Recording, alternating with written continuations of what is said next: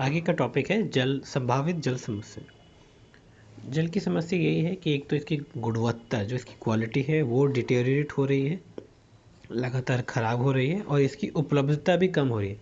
क्योंकि जब आपकी जनसंख्या बढ़ेगी तो जो प्रति व्यक्ति है, पर पर्सन, जो अवेलेबिलिटी ऑफ वाटर है वो रिड्यूस हो जाएगी। और साथ ही साथ अर्बनाइजेशन, इतना सारा इंडस्ट्रियलाइजेशन, इनकी वजह से क्या हो रहा है कि हमारे घर से निकलने वाला या फैक्ट्री से निकलने वाला कूड़ा हर दिन पिछले दिन की अपेक्षा में ज़्यादा निकल रहा है। तो जो नदियों को दूषित करने वाले सोर्स भी धीरे धीरे बढ़ रहे हैं। तो जो हमारे पास वास्तविक में जल की उपलब्धता है वो काफ़ी कम है। जल के गुणों का ह्रास। जल गुणवत्ता से तात्पर्य है कि जल शुद्ध हो और उसमें अनावश्यक पदार्थ ना हो। अनावश्यक मतलब जिसकी ज़रूरत नहीं है वो पदार्थ ना हो। जैसे कि उसमें बहुत सारे बैक्टीरिया हो सकते हैं, नहीं होने चाहिए। बहुत सारे केमिकल ऑब्जेक्ट, केमिकल पार्टिकल्स जो नहीं होने चाहिए वो भी जल में मिलते हैं। तो इस और अपशिष्ट पदार्थ जो हमारे नालों से जितना भी कचरा निकलता है, इस तरीके से। तो अगर ये सब जल में है, अनावश्यक चीज़ें हैं, तो वो हमारा जल की जो गुण है, उसकी क्वालिटी है, वो बेटर नहीं है। जैसे विषैले पदार्थ जब झीलों, सरिताओं, नदियों और समुद्रों में मिलते हैं तो वो घुल जाते हैं और जल में काफ़ी लंबे समय तक रहते हैं। धीरे धीरे ये प्रदूषक नीचे तक पहुंच जाते हैं। धीरे धीरे ग्राउंड वाटर को भी ये हार्म करने लगते हैं। ग्राउंड वाटर भी काफ़ी हद तक हार्म होता है। जैसे इस इमेज में देखिए, ये हिमालयन यमुना रिवर है।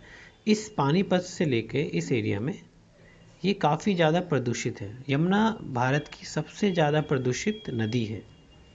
ग्राउंड वाटर को कैसे इफेक्ट करते हैं? जो ये ज़मीन है, यहाँ पे ये आपकी रिवर है ऊपर, धीरे धीरे ये प्रदूषक पदार्थ नीचे की तरफ जाते हैं और नीचे आपका होता है ग्राउंड वाटर।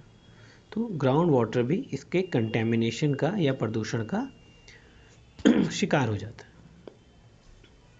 ये देखिए एक और पिक्चर है जो दिखा रहा है कि इस एरिया से इस एरिया के बीच में सबसे गंदा पानी है। जो आपको ब्लू पोर्शन दिख रहा है यहाँ पे नदी स्वच्छ है, पहाड़ों से निकलते रहे। नदियों का पानी ज़्यादातर क्षेत्र में स्वच्छ होता है। जैसे जैसे वो शहर की तरफ आते हैं उनकी रफ्तार कम हो जाती है। उन पे छोटे छोटे चेक डैम्स या ब्रिजेस बने होते हैं। बहुत सारी फैक्ट्री, शहरों से सबसे ज़्यादा प्रदूषण होता है। गंगा में जो सबसे ज़्यादा प्रदूषण है वो दिल्ली से निकलने वाले कचरे और गंदे पानी की वजह से है। आगे टॉपिक देखते हैं कि जल संरक्षण और प्रबंधन, वाटर कंजर्वेशन कैसे हो और उसका मैनेजमेंट कैसे हो। अलवणीय जल मतलब जो फ्रेश वाटर है, घट रहा है और हमारी इसकी मांग बढ़ती रह रही है। तो ये हमारे सस्टेनेबल डेवलपमेंट के लिए एक बहुत बड़ी चुनौती है जिसका सरकार ने और लोगों ने मिल के सॉल्यूशन निकालना है। जैसे हमारे पास एक सॉल्यूशन है विलवणीकरण, मतलब डीसैलिनाइजेशन, कि हम समुद्र के पानी को साफ करके पीने योग्य बना सकते हैं। लेकिन ये प्लांट इतने महंगे होते हैं और इनसे बहुत कम लोगों की आवश्यकताओं को, ज़रूरतों को हम पूरा कर सकते हैं। तो उससे बेहतर उपाय है कि हम पानी का सदुपयोग करें और जो सीवेज ट्रीटमेंट प्लांट है ये ज़्यादा से ज़्यादा हों। शहरों का कम से कम गंदगी नदियों में जाना चाहिए। इसके लिए नीतियाँ भी बनाई गई हैं, कानून भी बनाए गए हैं और उनका प्रभावी तरीके से, मतलब अच्छे से इम्प्लीमेंट हो। एक पॉलिसी हमने डॉक्यूमेंट बनाया, पेपर पे बनाया, बहुत अच्छा बनाया, लेकिन अगर हम उसका यूसेज नहीं होगा, अगर उसमें जो रूल्स रेगुलेशन है लोग फॉलो नहीं करेंगे और गवर्नमेंट्स फॉलो नहीं करेंगी तो वो किसी काम का हमारे नहीं रह जाएगा। ये एक और पिक्चर है बुक में, गंगा और इसकी सहायक नदियाँ और उन पर स्थित शहर। ये बड़े शहर आप देख रहे हो कि सबसे ज़्यादा प्रदूषित, देखिए अच्छी गुणवत्ता वाला पानी, यही जो यहाँ पर हमने ऊपर देखा था कि इस एरिया में एरिया ऑफ डेड रिवर बोल रहे हैं। यहाँ पे नदी के नाम पे वो नाला है, वहाँ पे नदी जैसा कुछ नहीं, कोई भी एक्वेटिक एनिमल आपको उसमें नहीं मिलेगा जो पानी में रहता हो। पानी में उसको जीने का कोई भी आसार नहीं है। तो प्रदूषण से बचाने के उपाय हैं और हमारे जो पानी है उसको संजो के रखने के लिए जल संभर विकास, एक वाटर शेड मैनेजमेंट बोलते हैं। वर्षा का जल हम संग्रहण कर सकते हैं। जल का पुनर्चक्रण, पानी का हम रीयूज़ एंड रीसाइकिल भी कर सकते हैं। बहुत अलग अलग हमारे पास तरीके हैं इसके लिए। जैसे इसमें देखिए, वाटरशेड डेवलपमेंट, जल संभर विकास। इसमें यहाँ पर हमने एक छोटा सा डैम बनाया है जिसको हम बोलते हैं चेक डैम। चेक डैम मतलब जो पानी की जो बह जाता है उसको बचाने के लिए। चेक डैम का पर्पस क्या है कि पानी को रोके और जो ग्राउंड वाटर है उसको वो संजो के रखे। जैसे ये एक डैम बनाया है छोटा सा, तो धीरे धीरे वो वाटर नीचे जाएगा तो आपका जो ग्राउंड वाटर लेवल है वो धीरे धीरे ऊपर की तरफ आएगा।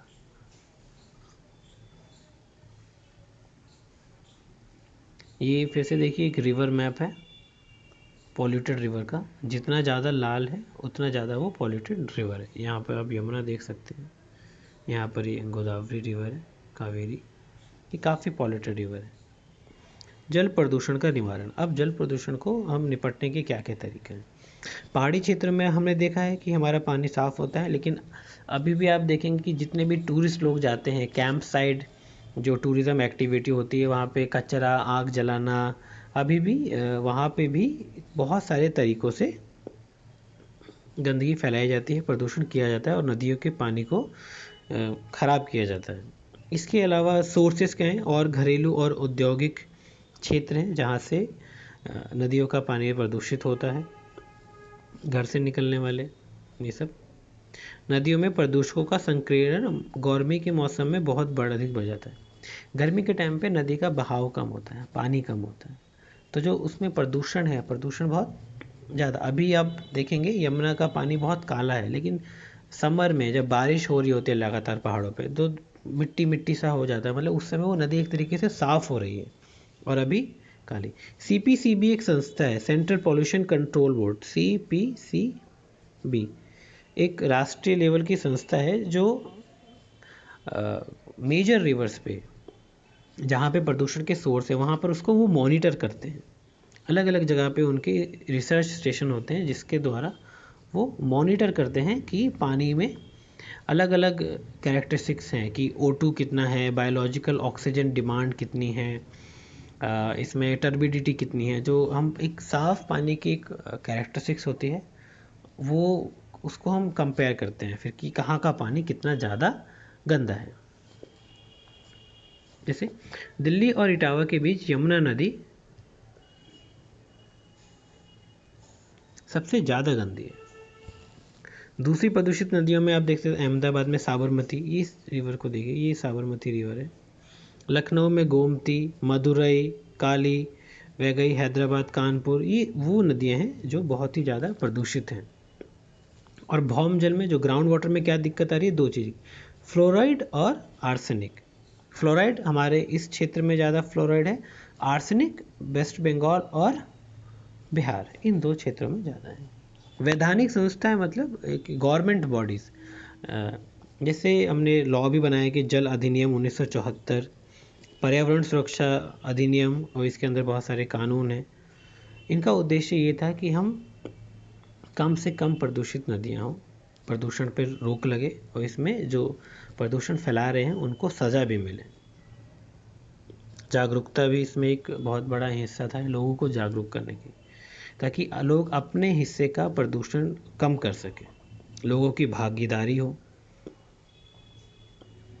अब आते हैं हम इसका जल का पुनः चक्रण और पुनः उपयोग। पुनः चक्रण मतलब रिसाइकिल एंड रीयूज़। वर्ड से ही समझ में आ रहा है कि हमें क्या करना है, रिसाइकिल एंड रीयूज़। हम कुछ पानी को दोबारा यूज़ कर सकते हैं। अपने बाथरूम के पानी को हम आसपास में अगर गार्डन है छोटा सा या पॉट्स है उसमें पानी देने के लिए यूज़ कर सकते हैं। रिसाइकिल नेचुरल तरीके से भी होता है।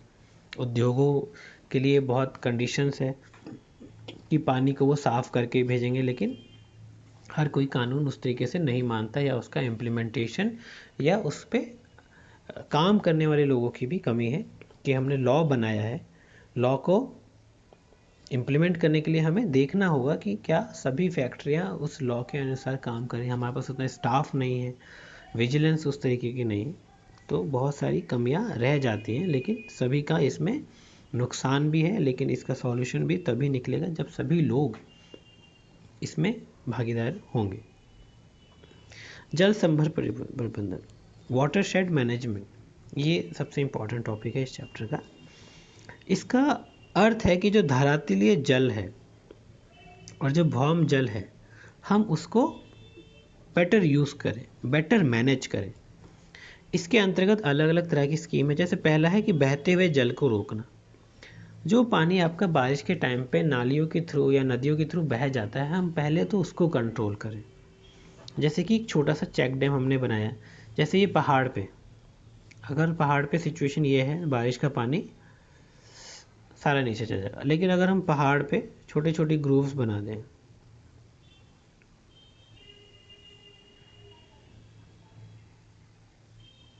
तो ये पानी यहाँ पे रुक के नीचे की तरफ जाएगा। तो ये ग्राउंड वाटर हमारा रिचार्ज होगा। तो ये एक टेक्निक आप देख रहे हैं कि ग्राउंड वाटर को हम कैसे रिचार्ज कर सकते हैं। एक ये टेक्निक है टैंक या टैंक का बोलते हैं। इसमें हम पानी को स्टोर करके रखते हैं ताकि ग्राउंड वाटर भी रिचार्ज रहे और जब हमारी ज़रूरत हो तो हम उस पानी को यूज़ कर सकें। अंतःस्रवण तालाब, एक तरीके से अंतःस्रवण तालाब ये मान लीजिए। पुनर्भरण मतलब पानी को भरना, कुओं आदि जल संचय। तो इसके साथ साथ पानी को तो हमने कंट्रोल करना है, मैनेज करना है, स्टोर करना है। इसके साथ साथ हमें आसपास के जो पर्यावरण है उसको भी बेहतर बनाना है। जैसे पेड़ लगाना। पेड़ लगाने से क्या होगा कि मिट्टी आपकी ख़राब नहीं होगी, आपकी मिट्टी का उपजाऊपन रहेगा, आपकी एग्रीकल्चर प्रोडक्टिविटी बेटर रहेगी। तो उस ओवरऑल पूरे जगह का पूरा जो लैंडस्केप है वो डेवलपमेंट होगा। जैसे यहाँ पे चेक डैम बनाने पे आप देख सकते हैं कि अच्छी खासी हरियाली है, यहाँ पे भी देख सकते हैं। तो ये जल संभर की मुख्य उद्देश्य है। ये यहाँ पे पानी नदियों से रोड का पानी जो चला जाता है, ये देखिए टैंक बनाए गए हैं।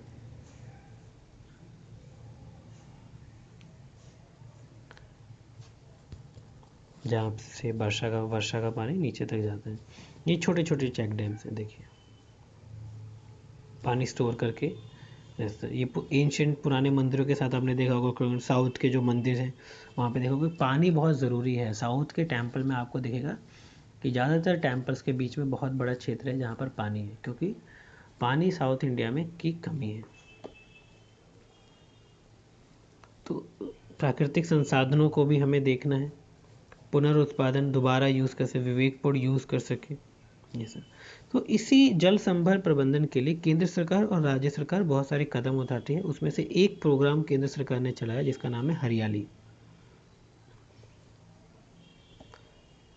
ये वाटरशेड मैनेजमेंट का ही प्रोग्राम है, जिसके अंतर्गत वाटरशेड मैनेजमेंट जो जल संभर परियोजना है उसके विभिन्न पानी को लेके सिंचाई, मत्स्य पालन और रोपण, इन सब पे काम किया गया। इसके अलावा राज्य सरकारों ने भी अपनी कुछ स्कीम चलाई।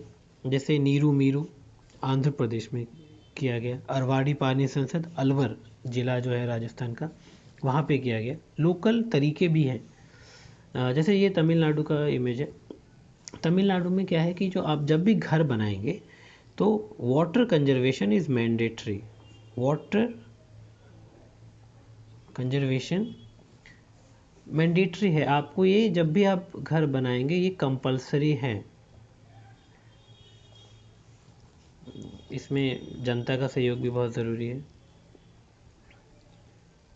तो जैसे जोहड़ लोकल टर्म है, राजस्थान में यूज़ करते हैं तालाब के लिए। जो तालाब आपने यहाँ पे देखा था इसको भी आप जोहड़ कह सकते हैं। तमिलनाडु के घरों में जल संग्रहण बनाना आवश्यक कर दिया गया है और किसी भी इमारत का निर्माण बिना जल संग्रहण संरचना बनाए नहीं किया जा सकता। तमिलनाडु, ये आपने बहुत अच्छे से याद रखना है कि तमिलनाडु में ही मैंडेटरी है। कुछ क्षेत्रों में जल संभर विकास परियोजनाएं पर्यावरण और अर्थव्यवस्था को कायाकल्प करने में सफल हुई। ये बहुत जगह ऐसी हैं जहाँ पे ये अच्छे से इम्प्लीमेंट हुआ है, लेकिन वो एरिया बहुत कम है। अगर ये हर जगह तक पहुँचे उसके लिए और जागरूकता, सरकार का सहयोग, लोगों का सहयोग बहुत ज़रूरी है। वर्षा जल संग्रहण। वर्षा जल संग्रहण में हमें कुछ ऐसे स्ट्रक्चर बनाने हैं जिससे पानी हमारा बच सके। जैसे यहाँ पे देख रहे हैं, बारिश का पानी सीधा नीचे आके टैंक में जाएगा और फिर ग्राउंड वाटर को रिचार्ज करेगा। ग्राउंड वाटर को भी रिचार्ज कर सकता है या आप उस पानी को स्टोर कर सकते हैं, जैसे इसमें दिखा दें। उसको क्लीन करके स्टोर करके आप उसको रीयूज़ कर सकते हैं।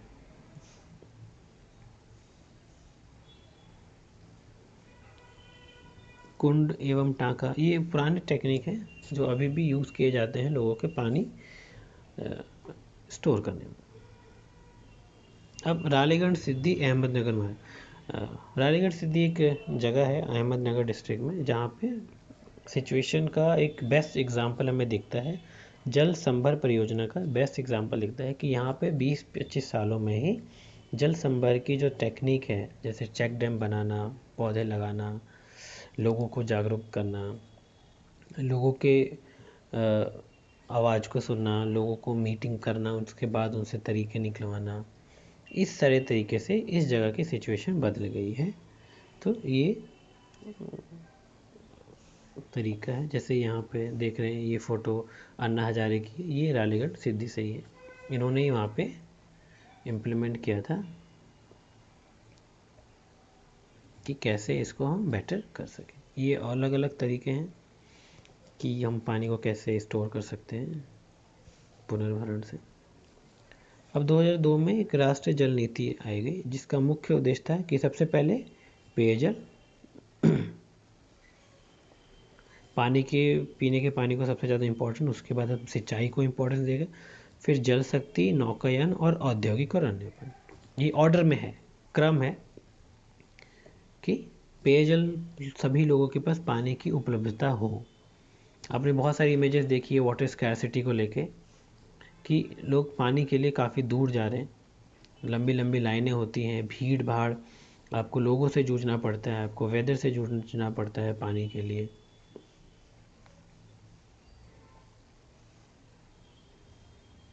ये देखिए, एक ये इमेज है वाटर स्कैरसिटी का कि काफ़ी दिक्कत है। एक ये देखिए, हर किसी ने जद्दोजहद चल रही है यहाँ पे पानी के लिए। तो इस चैप्टर में वाटर रिसोर्सेज को लेके ये हमारा रहेगा। अब थोड़ा सा क्वेश्चन देख लेते हैं। जल किस प्रकार का संसाधन है? जल एक किस तरीके का संसाधन है? जल कैसा एक साइक्लिक रिसोर्स है,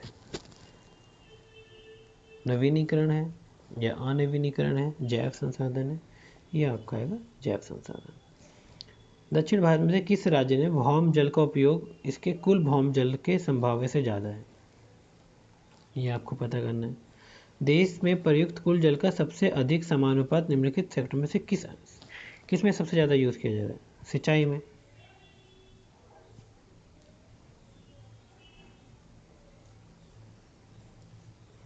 इसको आप पढ़ सकते हैं चैप्टर को दोबारा, और एक एक लाइन को आपने पढ़ना पड़ेगा। अगर आप MCQs का बेटर आंसर देना पड़ता है तो आपको ये एक एक लाइन इसके लिए दोबारा पढ़ने की ज़रूरत है।